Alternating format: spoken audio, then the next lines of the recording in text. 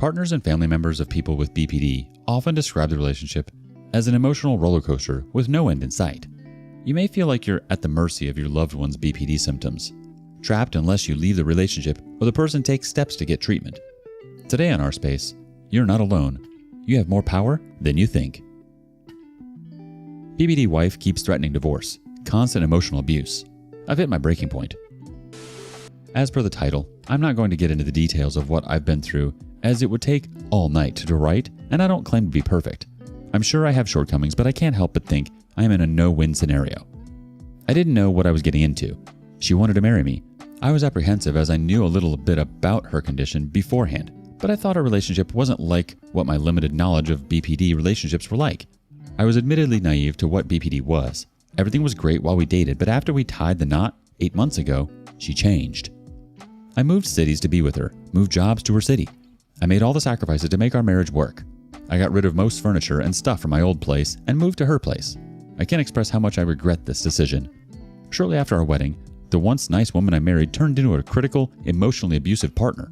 The promises she made me never materialized. Her spending was out of control. Luckily, I refused having a joint account with her. And if I even mentioned it, I was met with a barrage of insults.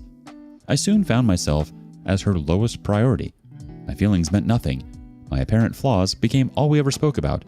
She started yelling at me, and if I dare rebuke what she said about me and defend myself, I was a rude a-hole. I soon just withdrew myself, avoiding her in the hopes to prevent setting her off. This just amplified her disdain for me. Soon, the divorce threats came, each month passing, more frequently as did the personal insults. I found myself asking her to be nicer to me. That didn't help at all. I tried being reasonable and taking some ownership of my apparent misdeeds in the hope she could maybe reciprocate and acknowledge hers. Wrong again. The divorce threats increased to every other day this month. I took a step back and really reviewed what my life has turned into, and frankly, the embarrassment of divorcing so soon pales in comparison to my fear of continuing. I've never been in a situation so beyond my comprehension or control. So devoid of reason, feeling as though I'm a terrible person, my life and living situation has never felt so uncertain. My attempts to change, never observed. I find myself with an ever-present background anxiety I never had before. Tonight, after another demeaning comment from her, I point blank said the way she treats me needs to change, or I'm leaving, and that I've had enough. I told her I won't be put down or insulted or criticized and asked her if she was willing to stop it. Her answer was no and to move out. I just put an application in for an apartment and believe this nightmare may soon have ran its full course. She found out, then twisted everything to be my fault. I just can't do this anymore. I'm trying to remain positive and to not lose my self-esteem. I feel like I was played. Sucks. I'm so sorry, OP. This is a rough situation. No one deserves this kind of treatment by anyone, not to mention a spouse. People with borderline personality disorder commonly experience relationships that are chaotic, intense, and conflict-laden. This can be especially true for romantic relationships.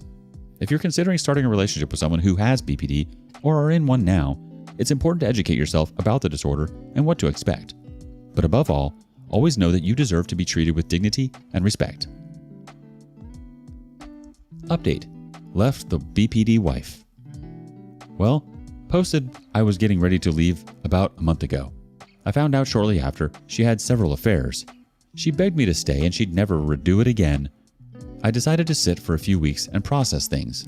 No effort or empathy from her as I expected. Today, found out she was messaging a new interest at her new job a couple weeks after she said this to me. Oh, her last employer pushed her out the door. They found out she was banging a coworker. Burned her bridge there. Multiple previous coworkers of hers messaged me to support me and ensure I knew. This all after she promised to never do it again. My gut was right again. Instantly packed all the stuff that I could and moved it to my dad's place, lining up a place in my original city and heading back. Thought I'd be hurting right now, but all I feel is relief to be out of that nightmare. I got to see the real her this evening as I moved out, swearing at me, name-calling, telling me she's gonna F the new guy. I said best of luck to the poor bastard and enjoy your toxic, empty life. F yeah, freedom! If your gut says run, run. Don't look back. They are mentally ill and your time is wasted being with them. Things can be better if you quit caretaking them. If you haven't read the book, Stop Caretaking the Borderline or Narcissist by Margolis Fielstead, you need to. It helped me more than anything else. Highly, highly recommend it. Take back your life. Sending love. Cheers. You're right, OP. I think we often don't give our gut the credit it deserves. And a lot of the time, we sacrifice our own safety and well-being in order to stay and fix and make things work. But we can't fit a square peg into a round hole. We can only do so much. I'm proud of you for leaving such a toxic situation, OP. Update. You cannot fix her or make this work. This is a post for men dating or married to a person with BPD. This likely applies with gender reversal, but this post is mainly directed for the men of this sub. I just left my BPD wife. It hurts, but you have to leave, whether you have kids or are not there yet. You need to understand, they really don't care about you. It's all about them. She will say she loves you, but there usually is always a follow-up like, but you're mean, rude, abusive, etc. There's nothing you can or could have done to stop her from viewing you this way. It's impossible to keep your BPD wife from not feeling abandoned.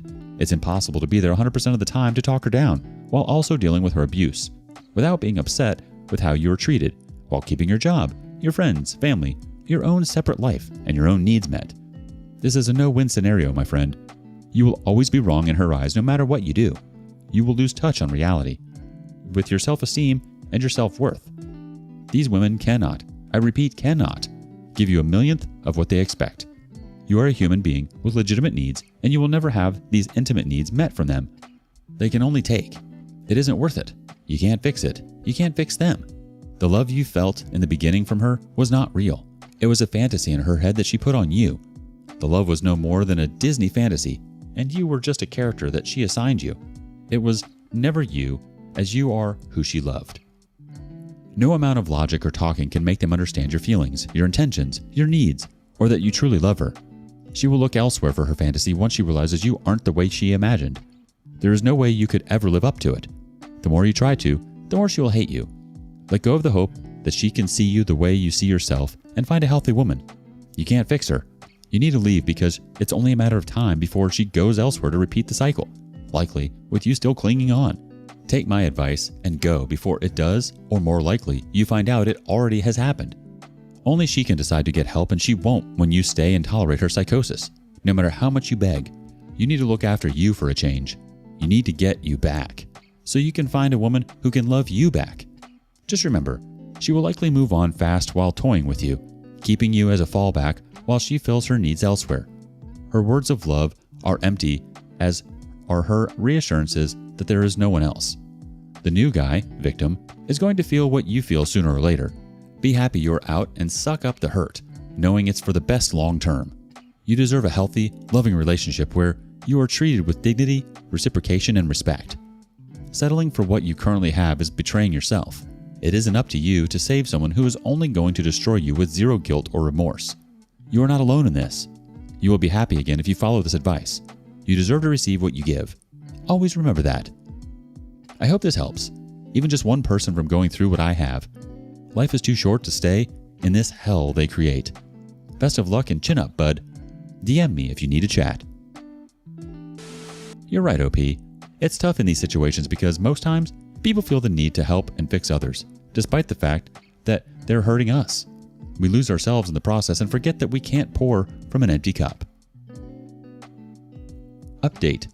Advice for those of you stuck ruminating, dwelling on your person with BPD trauma and how to move forward.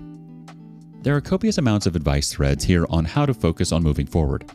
I will add some of mine to it for those feeling stuck. This advice is a culmination of 20 years of adult relationships, some of which that have ended had me stuck for a long time. These are the actions I took to reclaim myself back and build myself into a person with good self-esteem and boundaries. I recently ended a marriage with a person with BPD after infidelity, and so far so good with these strategies. First things first, you have to understand that you didn't make this person who they are, force them to do what they did, or hold any responsibility to help them see the error of their ways. What they did to you was not your fault, regardless of any mistakes or flaws you have done, providing what you did was not something abhorrent in the realm of what they did to you. If you did buy into the circle of a toxicity, own your role, recognize it, and work on dealing with that behavior so you don't continue it in the future. Understand you were victimized, but do not adopt the role of being a victim. It's okay to accept you were victimized during a period of time by this person, but be aware that adopting the role of a victim does not yield you any positive gains regardless of sympathy it grants you from others. Don't get addicted to sympathy. Taking the victim role sets you up with a target on your back for predators and will be a self-fulfilling prophecy in the future. It also burns out your support system. Block them everywhere, no contact. Period. Remove them from social media, or even better, yourself from social media. Never visit their social media again. Ever. Analyze where the early red flags were and how you talked yourself out of proactively protecting yourself or stopping yourself from giving yourself emotionally to someone raising them. After you have analyzed the situation, accept you may not find all the answers you think you need. Understand you will never fully understand why this person did what they did. They likely don't either. What you are likely trying to do, if you continue past the thought of, what can I learn from this to avoid the next time, and start going into, what could I have done to have kept this person from doing this to me, is crossed into analyzing too much and are currently looking for hope to retain this toxic relationship. Do not carry forward with the toxicity you are trying to avoid. Don't hold on to hope things can improve. It won't. Accept it won't. The end. If you find yourself ruminating about the hurt, the loss, the pain over and over, step back. Be mindful of what you are feeling and accept that feeling. At the same time, give yourself 5 minutes to ruminate. Set a timer. When the time is up, you get up and go for a walk, grab a coffee, hit the gym or visit a friend, etc. Just get up and do something else. Every week, lower that timer by a minute. On the 6th week, you get up after the first second and go do one of the new habits you have formed over the last few weeks. You need to break the habit of being stuck in these negative thoughts. It's very important to do so you can move forward. Start doing self-care. Eat well, practice mindfulness, exercise and socialize. Even if you have no friends, get out into group activities and meet new people. Allow connections to happen naturally without expecting them to happen. Feeling urgency to build a new relationship will ensure you grab the lowest hanging fruit available, and that is something that a BPD would do. People can sense desperation and you will be one giving off red flags. Relationships that are a higher chance of being successful happen when you are at peace with yourself. Urgency creates desperation. Desperation is an unattractive quality even if you have 10 out of 10 looks to anyone with a healthy view on relationships. Be cautious on connecting too deeply too quickly to people. Get to know them before investing any emotional attachments.